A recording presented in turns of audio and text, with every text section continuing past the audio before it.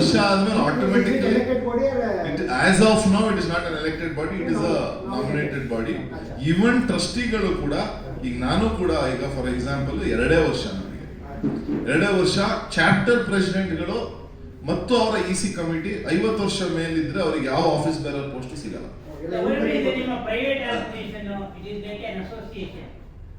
Brand everything will be the trust. But ಇನ್ನೊಂದು ವಿಶೇಷ ಅಂದ್ರೆ ಟ್ರಸ್ಟ್ ಅಲ್ಲಿ ಪ್ರತಿ ಚಾಪ್ಟರಿನ AOP ಚಾಪ್ಟರಿನ ಪ್ರೆಸಿಡೆಂಟ್ಗಳು ಟ್ರಸ್ಟಿಗಳಾಗಿರ್ತಾರೆ. So it is check and balance ಇದೆ. ಕಾಂಟ್ಯಾಕ್ಟ್ಸ್ ಹಾಗೂ ನೆಟ್ವರ್ಕಿಂಗ್ ಅದು ಆರ್ಥಿಕ ಸ್ವಾವಲಂಬತನ ಅತಿ ಮುಖ್ಯವಾದ ಒಂದು. ಅದಾದ್ಮೇಲೆ ಒಂದು 60 ಕೋಟಿ ಟರ್ನ್ ಓವರ್ ಆಗಿದೆ. ಇದೆಲ್ಲವೂ ಏನಪ್ಪಾ ಅಂದ್ರೆ ನಾವು ಒಂದೊಂದು ಸ್ಟಾಲ್ ಅಲ್ಲೂ ಎಷ್ಟು ಬಿಸ್ನೆಸ್ ಮಾಡಿದ್ದೀರಾ ಅಂತ ಕೇಳಿ ನಾವು ಆಡಿಟ್ ಮಾಡಿರೋ ಅಂತದ್ದು. ಮೂರನೇದಲ್ಲಿ 162 ಕೋಟಿ ಟರ್ನ್ ಓವರ್ ಆಗಿದೆ. ಸರಿ, ಸುಮಾರು ಪ್ರತಿ ಕಾನ್ಕ್ಲೇವ್ ಅಲ್ಲೂ ಮಿನಿಮಮ್ ಅಂದ್ರೂ 25,000-30,000 ಜನ ಬರ್ತಾ ಇದ್ದಾರೆ. ಈ ಸಲ ಒಂದು 50,000 ಜನ ಬರುವ, ಟೋಟಲ್ 4 ದಿವಸನೂ ಒಂದು 50,000 ಜನ ಬರುವ ನಿರೀಕ್ಷೆ ಇದೆ. 2ನೇ ಕಾನ್ಕ್ಲೇವ್ ನಡೆದಿದ್ದು ಹುಬ್ಳಿನಲ್ಲಿ, 3ನೇ ಕಾನ್ಕ್ಲೇವ್ ಮೈಸೂರಿನಲ್ಲಿ ನಡೀತು, ಮತ್ತೆ 4ನೇ ಕಾನ್ಕ್ಲೇವ್ ಈಗ ಪ್ಯಾಲೇಸ್ ಗ್ರೌಂಡ್ಸ್ ಅಲ್ಲಿ ನಡೀತಾ ಇದೆ. Veerashaiva Lingayat global business conclave ಆ ಒಂದು ಘೋಷ ವಾಕ್ಯದ ಅಡಿ ಸ್ವಾವಲಂಬಿಯಾಗಿ ಸ್ವಾಭಿಮಾನಿಯಾಗು ಅನ್ನುವ ಒಂದು ಘೋಷಣೆ ನಾವು ಆಯೋಜಿಸ್ತಾ ಇದ್ದೀವಿ. ಈ ಕಾರ್ಯಕ್ರಮದ ರೂಪುರೇಷ ಅನೇಕ ಜನ ಇಡೀ ಬರೀ ಕರ್ನಾಟಕ ಅಲ್ಲದೆ ಇವನ್ ನಮ್ಮ ಮಹಾರಾಷ್ಟ್ರ ಹಾಗೂ ಕರ್ನಾಟಕದ ಉದ್ದಗಲದಿಂದ ಅನೇಕ ಉದ್ಯಮಿಗಳು ಅವರ ಸ್ಟಾಲ್ಗಳನ್ನ ಅವತ್ತು ಹಾಕ್ತಾ ಇದ್ದಾರೆ.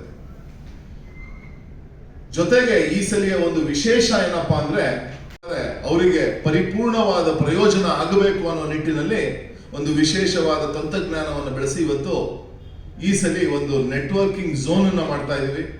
ಆ ನೆಟ್ವರ್ಕಿಂಗ್ ಝೋನ್ ನಲ್ಲಿ ಅನೇಕ ರಿಯಲ್ ಎಸ್ಟೇಟ್ ಇರ್ಬೋದು, ಮೆಡಿಕಲ್ ಬಿಸ್ನೆಸಸ್ ಇರ್ಬೋದು, ಮ್ಯಾನುಫ್ಯಾಕ್ಚರಿಂಗ್ ಇರ್ಬೋದು, ಹಾಗೂ ಬ್ಯಾಂಕಿಂಗ್ ಇರ್ಬೋದು, ಈ ತರ ಅನೇಕ ಅಂದ್ರೆ ಅಲ್ಲಿ ಬಂದಾಗ ಜನ ಒಬ್ರಿಗೊಬ್ರು ಕನೆಕ್ಷನ್ಸ್ ಅನ್ನ, ಒಂದು ಯೂಸ್ಫುಲ್ ಕನೆಕ್ಷನ್ಸ್ ಅನ್ನ ಡೆವಲಪ್ ಮಾಡಬಹುದು ಅನ್ನೋ ದೃಷ್ಟಿಕೋನದಲ್ಲಿ ಇದನ್ನು ಮಾಡಿದೀವಿ. ಜೊತೆಗೆ ಅನೇಕ ವರ್ಕ್ಶಾಪ್ ಗಳನ್ನ ಕೂಡ ಆ ನೆಟ್ವರ್ಕಿಂಗ್ ಝೋನ್ ಅಲ್ಲಿ ನಾವು ಜೋಡಿಸಿದೀವಿ. ಸೊ ಕೊನೆಯ ದಿವಸ 1ನೇ ತಾರೀಕು ಒಂದು,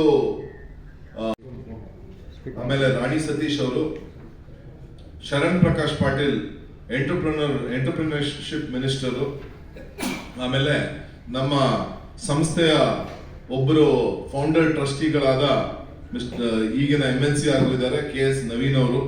ಸೊ ಇವರೆಲ್ಲರೂ ವ್ಯಾಲಿಡೇಟರಿ ಫಂಕ್ಷನ್ ಇರುತ್ತೆ.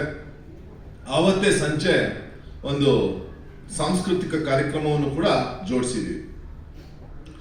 ಇನ್ನೊಂದು, ಅನೇಕ ನಮ್ಮ ಸಂಸ್ಕೃತಿ ಹಾಗೂ ನಮ್ಮ ಸಮಾಜದ ಅನೇಕ ಜನರ ಒಂದು ಏನು ಉತ್ತರ ಕರ್ನಾಟಕದ ಕ್ಯೂಸಿನ್ ಇರ್ಬೋದು, ನಮ್ಮ ಮೈಸೂರಿನ ತಿಂಡಿ ಪದಾರ್ಥಗಳಿರ್ಬೋದು, ಇವೆಲ್ಲವನ್ನು ಜನರಿಗೆ ಉಡಿಬಡಿಸುವ ಒಂದು ವೇದಿಕೆಯನ್ನು ಮಾಡಿದ್ದೀವಿ. ಸೊ ಜನ ಈ 4 ದಿವಸ ಇದರ ಸಂಪೂರ್ಣ ಪ್ರಯೋಜನವನ್ನ ಪಡ್ಕೊಳ್ಬೇಕು ಅನ್ನುವ ದೃಷ್ಟಿಯಲ್ಲಿ ತಮ್ಮೆಲ್ಲರ ಮುಂದೆ ಈ ಒಂದು ವಿಚಾರವನ್ನು ತಿಳಿಸಿ, Veerashaiva Lingayat global business conclave ಆ ಒಂದು ಘೋಷ ವಾಕ್ಯದ ಅಡಿ ಸ್ವಾವಲಂಬಿಯಾಗಿ ಸ್ವಾಭಿಮಾನಿಯಾಗು ಅನ್ನುವ ಒಂದು ಘೋಷಣೆ ನಾವು ಆಯೋಜಿಸ್ತಾ ಇದ್ದೀವಿ. ಈ ಕಾರ್ಯಕ್ರಮದ ರೂಪುರೇಷ ಅನೇಕ ಜನ ಇಡೀ ಬರೀ ಕರ್ನಾಟಕ ಅಲ್ಲದೆ ಇವನ್ ನಮ್ಮ ಮಹಾರಾಷ್ಟ್ರ ಹಾಗೂ 2023ರಲ್ಲಿ ಶುರು ಮಾಡಿದ್ವಿ. ಸಂಸ್ಥೆ ಶುರುವಾಗಿದ್ದು 2013ರಲ್ಲಿ. ಬಿಸ್ನೆಸ್ ಕಾನ್ಕ್ಲೇವ್ ವ್ಯಾಪಾರ ಸಮ್ಮೇಳನ ಪ್ರಾರಂಭವಾಗಿದ್ದು 2023ರಲ್ಲಿ. ಮೊಟ್ಟ ಮೊದಲ ಬಾರಿಗೆ ಇದೇ ಪ್ಯಾಲೇಸ್ ಗ್ರೌಂಡ್ಸ್ ಅಲ್ಲಿ ಮಾಡಿದ್ವಿ. ಇದೇ ತಿಂಗಳು ಜನವರಿ 29 ಮಧ್ಯಾಹ್ನ 4:00 ಆಗುತ್ತೆ. ಕಾರ್ಯಕ್ರಮದ ಸ್ಥಳ ವೈಟ್ ಪೆಟಲ್ಸ್ ಪ್ಯಾಲೇಸ್ ಗ್ರೌಂಡ್ಸ್. ಮಧ್ಯಾಹ್ನ 4:00 ಓಪನಿಂಗ್ ಆಗುತ್ತೆ. ಈ ಕಾರ್ಯಕ್ರಮದ ಓಪನಿಂಗ್ ಅನ್ನ ನಮ್ಮ ಪರಮ ಪೂಜ್ಯರಾದ ಸಿದ್ಧಗಂಗಾ ಮಠದ ಸಿದ್ಧಲಿಂಗ ಸ್ವಾಮೀಜಿಯವರು, ಶ್ರೀ ಸಿದ್ಧಲಿಂಗ ಸ್ವಾಮೀಜಿಯವರು ಉದ್ಘಾಟನೆಯನ್ನು ಮಾಡ್ತಾರೆ. ಅವರ ಜೊತೆಗೆ ಅನೇಕ ಪ್ರಸಿದ್ಧ ಉದ್ಯಮಿಗಳು, ನಮ್ಮ ಆದರ್ಶ್ ಡೆವಲಪರ್ಸಿನ BM ಜೈಶಂಕರ್, ವಿಜಯ್ ಸಂಕೇಶ್ವರ್ ಅವರು, ವಿಜಯವಾಣಿ ಹಾಗೂ VRL ವಿಜಯ್ ಸಂಕೇಶ್ವರ್ ಅವರು, ಏಕಸ್ ಇನ ಅರವಿಂದ್ ಮೆಲಗೆರೆ ಅವರು ಹಾಗೂ ಇಂಡಸ್ಟ್ರಿಯಲ್ ಮಿನಿಸ್ಟರ್ ಆದ MB ಪಾಟೀಲ್ ಅವರು, ಸಣ್ಣ ಕೈಗಾರಿಕೆ ಮಂತ್ರಿಗಳಾದ ಶರಣಬಸಪ್ಪ ದರ್ಶನ್ಪುರ್ ಅವರು ಹಾಗೂ ಸೆಂಟ್ರಲ್ ಮಿನಿಸ್ಟರ್ ಆದ ಪ್ರಹ್ಲಾದ್ ಜೋಶಿ ಅವರು ಮತ್ತು ನಮ್ಮ ಸಮಾಜದ ಮುಖಂಡರು ಹಾಗೂ ಮಂತ್ರಿಗಳಾದ ಈಶ್ವರ್ ಖಂಡ್ರೆ ಅವರು ಕೂಡ ಇರ್ತಾರೆ. ಸ್ನೇಹಿತರೆ, ಈ ಒಂದು 4 ದಿವಸದ ಕಾರ್ಯಕ್ರಮದಲ್ಲಿ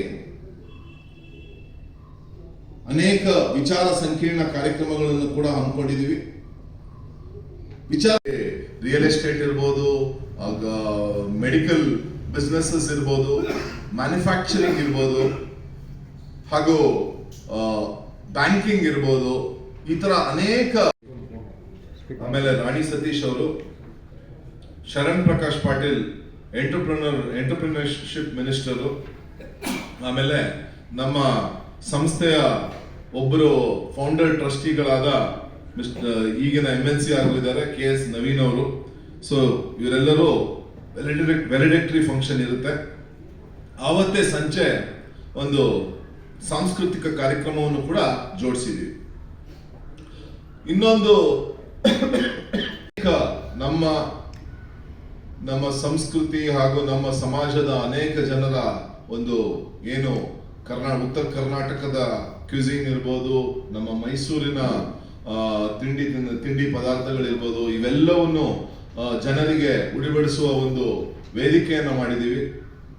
ಸೊ ಜನ ಈ 4 ದಿವಸ ಇದರ ಸಂಪೂರ್ಣ ಪ್ರಯೋಜನವನ್ನ ಪಡ್ಕೊಳ್ಬೇಕು ಅನ್ನುವ ದೃಷ್ಟಿಯಲ್ಲಿ ತಮ್ಮೆಲ್ಲರ ಮುಂದೆ ಈ ಒಂದು ವಿಚಾರವನ್ನು ತಿಳಿಸಿ